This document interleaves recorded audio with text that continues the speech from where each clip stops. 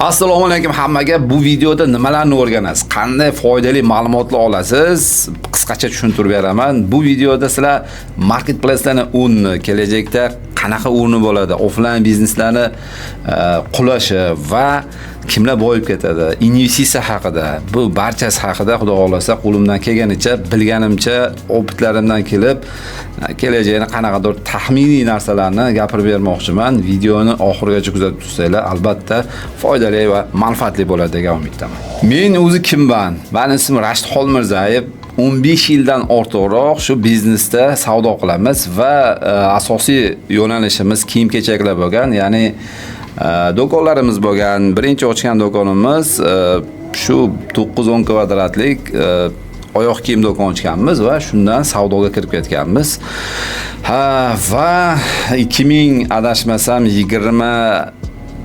21-yili pulga tushib $170,000 pulga offline do'konlarimizni yopib Moskvaga ketishga qaror qildim va 2019-yildan beri marketplace'larda, Wildberries'larda videolar chiqsa kuzatib va tendensiyani o'zingiz kuzatasiz, shu tomonga ketayotganini bilib marketplace'larga juda qiziqib qolganman. 21-yil bankrot bo'ldim. Shu 21-yil borib Moskvada marketplace'da sekin savdoni o'rganib, birinchi xizmat ko'rsatishdan boshladik.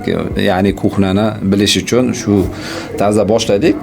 Hozirgi kungacha mana shu 4 yildan ortiq marketplace'da asosiy Wildberries'da savdo qilib va odamlarga manfaatli bo'lib, odamlarni o'qitib, o'rgatib, fabrika egalari, biznes egalari, investitsiya qilmoqchi bo'lganlarni qo'limizdan kelganicha Rossiya bozoriga olib chiqishga harakat qilib kelyapmiz.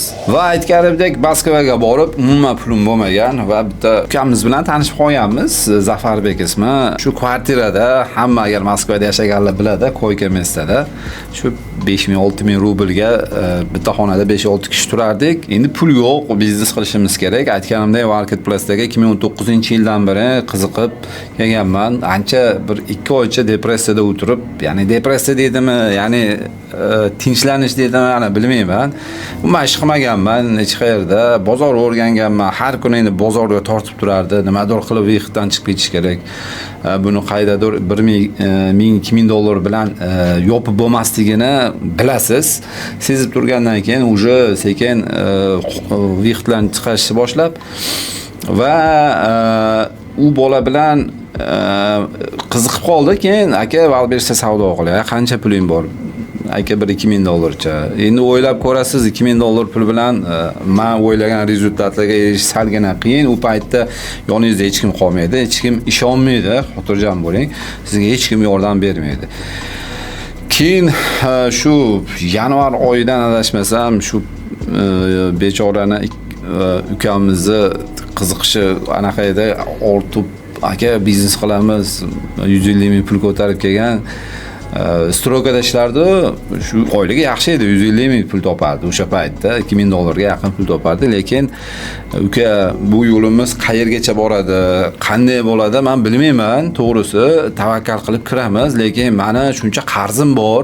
Men bilan bosib o'tadigan yo'ling oson bo'lmaydi. Shuning uchun o'ylab yaxshi qaror qil. Ertaga ota-onang bor, boshqa bor, baribir mendan ancha kichkinasan deb bo'lishganmiz va shundan keyin u 150,000 pulni olib birinchi qilgan ishimiz, Xudo shunaqa o'nglab qo'ygan, o'zim hayron qolganman-da to'g'risi. Endi ota-onam duo qilishgan, o'zimiz harakat qilganmiz, Xudodan so'raganmiz, Alloh o'zing to'g'ri yo'l ko'rsatgin deb. Keyin bitta joy chiqqan, patent yo'q, hech qanaqa bir dokumentatsiya yo'q. Joy chiqqan, arendaga olganmiz va arendaga bir adashmasam 17 kvadratli joyi 25,000 yoki 30,000 rubl adashmasam shunaqaga olganmiz. Endi bundan oldin yaxshilab Wildberries izuchat qilib qayerda bepul, endi pul yo'q-ku, bepul obucheniyalar bo'lsa o'tib borib ko'rib harakat qilganmiz va shu orasida pul yo'qligidan xizmat ko'rsatish, ya'ni sellerlarga, ya'ni marketplace'da xizmat ko'rsatishlarga, marketplace'da savdo qiladigan odamlarga pukovka jarayonlari shularda yordam berishni boshladik. Undan oldin men shunaqa xizmat ko'rsatishgan joyda o'zim ishladim. Ya'ni menga puli ham qiziq emas edi. Sen zo'r ishlar ekansan, senga 5000 beraman, 6000 beraman, ketma. Men prosta kuxnyani bilish uchun kirgandim. Shuning uchun u yerda ozgina ishladik va o'zimizni full figmentimizni ochishga qaror qildik.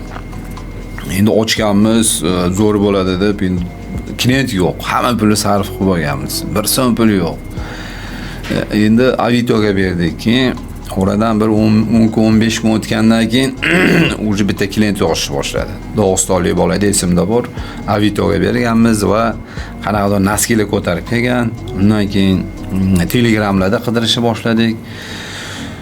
Bu yo'g'i sekin asta ketib 17 kvadratli joyi dachaga o'tganmiz. Bitta o'rtog'im bor, Moskvada ishlaydi. O'rtoq, seni ishingga kakras bitta dacha olib foydalansan yaxshi bo'lar ekan deb maslahat bergan o'rtog'im. Ismi Umid. Tikuvchilik bilan shug'ullanardi. Haqiqatda dedim, yaxshi maslahat bo'ldi dedim. Keyin kallamga kelmagan ekan deb ham o'sha yerda ishlab, ham o'sha yerda pokovka jarayonini u yerga ko'chganmiz. Uning orasida faqat pullarni mahkam bo'lib, hech kimga bermasdan yig'ish boshlaganmiz. Ya'ni biznesni kengaytirish maqsadida. Birinchi 200,000 rubl pul yig'dik, keyin kattaroq joy olishga harakat qildik. Qarasa komfort zonada turyapmiz va 150 kvadratlik joy oldik, kvartira oldik, bir 4 ta odam qildik. Klientlar уже sekin bittasi ikkinchisini yaxshi xizmat qilganimiz uchun odamlar уже marketplace-da bilasizlar, bir Salafani radio bor, ya'ni yaxshi ishlaganimiz uchun o'zini o'rtoqlarini, tanishlarini tortib kelishni boshladi. Hozir kunga kelib mana o'rtoqlar shu 150 kvadrat joyi Moskvada ikkita qildik. Ikkita Moskvada skladimiz bor, Toshkentda ofisimiz bor, Namanganda ofisimiz bor.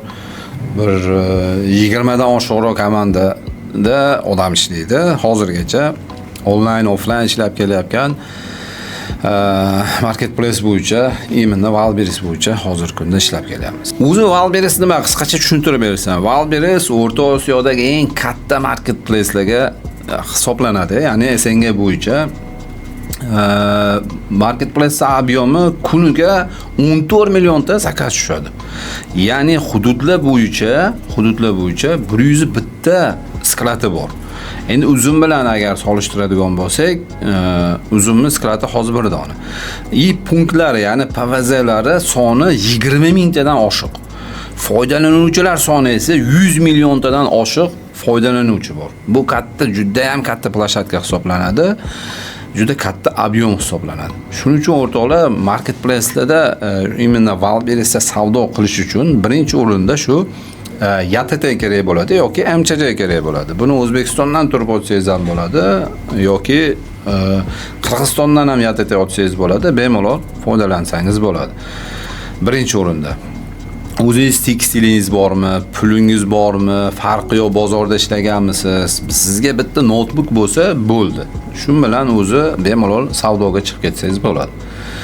Bu sistemada siz Qozog'iston, Qirg'iziston, O'zbekiston, Tojikiston, Rossiya, Armeniya, Belorussiya, Gruziyaga shu 8 davlatga O'zbekistondan turib bemalol tovarlaringizni joylab savdoni amalga oshirsangiz bo'ladi. Hozir ko'rgan bo'lsanglar, juda ham shov-shuvli narsalar juda ko'p bo'lyapti. Ya'ni pochtani aksiyani o'zimiz O'zbekiston pochtasini 20% aksiyasini 50 dan ortiq obyektlarni sotib oldi. Wildberries shiddat bilan O'zbekistonga kirib kelyapti. Toshkentda ham juda ham katta bir sklad qurildi va ishga tushirildi.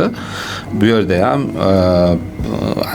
ko'rgan bo'lsanglar, kanallarda, bannerlarda aktivni Wildberries o'zini reklamalarni berib, O'zbekistonga shiddat bilan kirib kelyapti. Bu yaxshigina qolgan marketplace'larga raqobat bo'la oladi. Chunki o'zingizlar bilinglar, qanchalik darajada oddiy Yandex taksi bizni taksilarimizni o'yindan chiqarib, xuddi shunday marketplace Wildberries ob'yomi juda katta bo'lgani uchun yaxshigina raqobat bo'ladi va bu sizga juda ham katta imkoniyat. Ishlab chiqaruvchi bo'lsangiz, eksport qilib bemalol Rossiya bozoriga o'zingiz o'zi mahsulotlaringizni yoki pulingizni investitsiya qilib bemalol savdo qilish imkoniyatini beradi. Valbir shunaqa imkoniyat sizlarga yaratib beradiki, o'rtoqlar, bemalol sizlar O'zbekistondan turib, bitta chekka qishloqdamisiz, sayohatdamisiz, 8 ta davlatga aytganimdek mahsulotlaringizni bemalol sotib foydalansangiz bo'ladi. Bu juda ham zo'r imkoniyat bo'ladi siz uchun.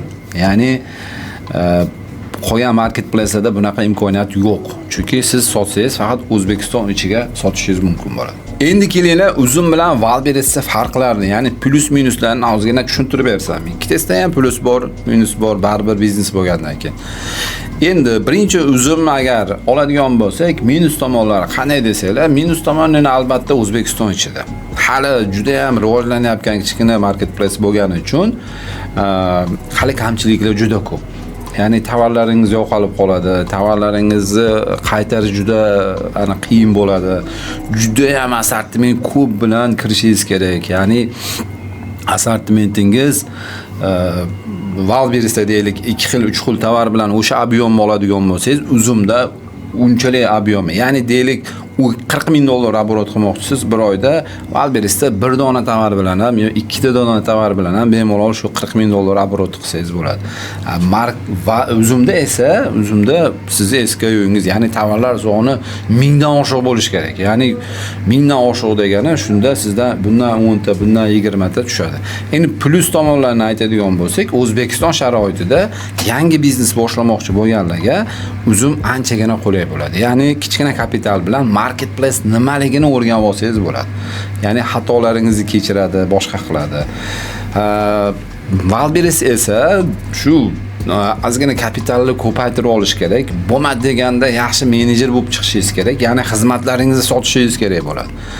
Shugina salgina minus tomonlari va shtraflar juda ham qat'iy.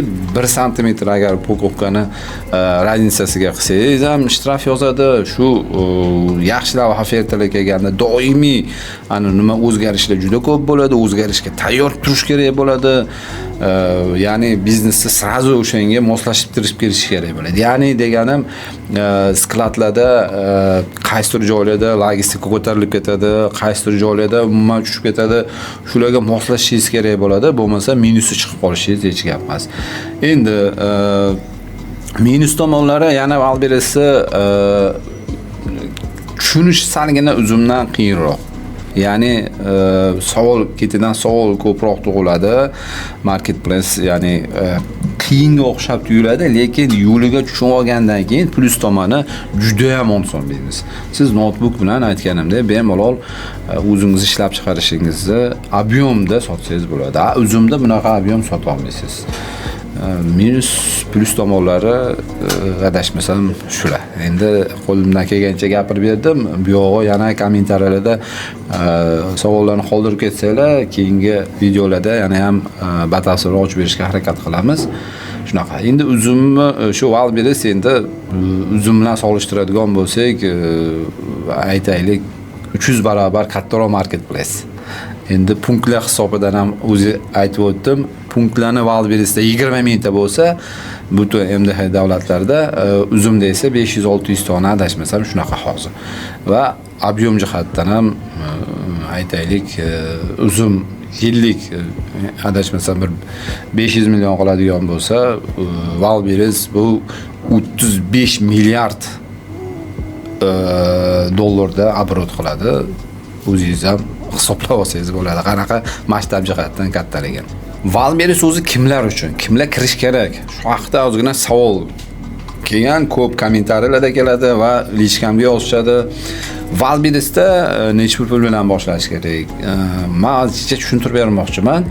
Valberis'da ishlab chiqaruvchimisiz yoki investitsiya qilmoqchimisiz? Bemalol to'g'ri keladi. Hammani masalan $50,000 bilan kirmoqchimisiz, $5,000 bilan kirmoqchimisiz, $100,000 bilan kirmoqchimisiz? Buni farqi yo'q. 5,000 mi, 2,000 mi, 3,000 birinchi qiladigan narsangiz, ya'ni siz mana investitsiya qilmoqchiman. Deylik $2,000-3,000 pulim bor. Nima qilaman birinchi o'rinda desam, ko'pchilikni mana shunga e'tibor berib qo'yasizlar. Bitta tovar tanladingiz, sizni себестоимость tovaringiz 3 $3 oshmaslik kerak. Agar siz kam budjet bilan boshlasangiz. Ya'ni $3 bo'lsa, olasiz, bir 200 ta olib ko'rasiz. Bo'lsa 100 ta olib ko'rasiz. Shunda ham ichki bozordan olib ko'rish, ya'ni Xitoydan maslahat bermayman, chunki Xitoyga kelishi uzoq bo'lib ketadi. Shuning uchun $2 bo'lsa, $3 bo'lsa, 200 ta olsangiz $600 bo'ladi. Umuman boshlayotganda shunaqa boshlanadi. Katta pul bilan ham boshlasangiz, asta kirish kerak bo'ladi. Shuning uchun zo'r imkoniyat, investitsiya qilmoqchimisiz yoki trikotaj bilan, mana sex, masalan, fabrika egalari chiqadi. Meni sexim, fabrikam kichkina 30 ta odam ishlaydi yo 20 ta. Buni qanday boshlasam bo'ladi? Unaqa katta mablag'im yo'q. Siz boshlagan sexlarni bilaman. O'quvchilarimiz bor, masalan, $200 200 ta narsa bilan boshlagan. Ya'ni kichkina hajmda $1,5-2,000 bilan boshlagan, yana ozgina qo'shib investitsiya qilib $10,000-12,000 оборотga chiqqani bor. Undan tashqari sexlar bor, masalan, 15 ta odam bilan boshlab, hozir 70 ta 80 ta odam ishlaydi. Misol 1,5 yil ichida juda ko'p bunaqa keyslar. Shuning uchun o'rtoqlar hamma imkoniyatdan kelib chiqib, hamma risklarni minimallashtirib kiradigan biznes. O'ylaymanki, qisqacha tushuntirdim deb Xudo xolasa foydali bo'ladi degan umiddaman. Bitta mahsulotni razbor qilamiz o'rtoqlar, ya'ni oddiy Type-C va zaratniklar hamma ishlatadi. Bir oyda qancha sotadi? Bitta mahsulotni o'zi. Bitta mahsulotni o'zini 33 mingtadan ortiq sotilgan. 33 mingta. O'ylabsizlar, bir oyda.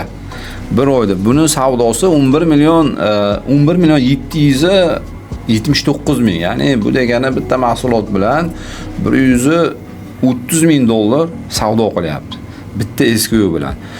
Shu darajada ob'yom ko'p o'rtoqlar. Endi o'ylab ko'ring, bu mahsulotdan 20 sentdan foyda qilganda ham, 30 sentdan foyda qilganda ham, aniq bir 30 sent foyda qiladi.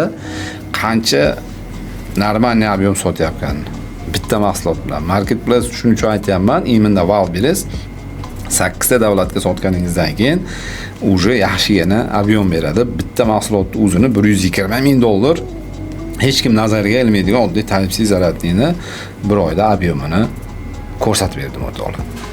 Keyingi videolarimizni albatta kutib qolinglar. Bu videoda sizlarni Marketplace imni Wildberriesga qadam-qadam qanday qilib ro'yxatdan o'tish, nimalarni qilish, nimalarga e'tibor berish, Wildberriesda umuman savdoga chiqish haqida gaplashamiz. Albatta, bundan keyin sizlar Wildberriesda o'zingizlar bemalol savdoni amalga oshirib, o'zingizning biznesingizni yo'lga qo'ysanglar ham bo'ladi. Shuning uchun izohlarda yana qanaqa videolarni, yana nimalarni olib chiqishimizni xohlaysizlar, albatta yozib qoldiringlar, like bosinglar, podpiska bosib qo'yinglar va kuzatib qolinglar.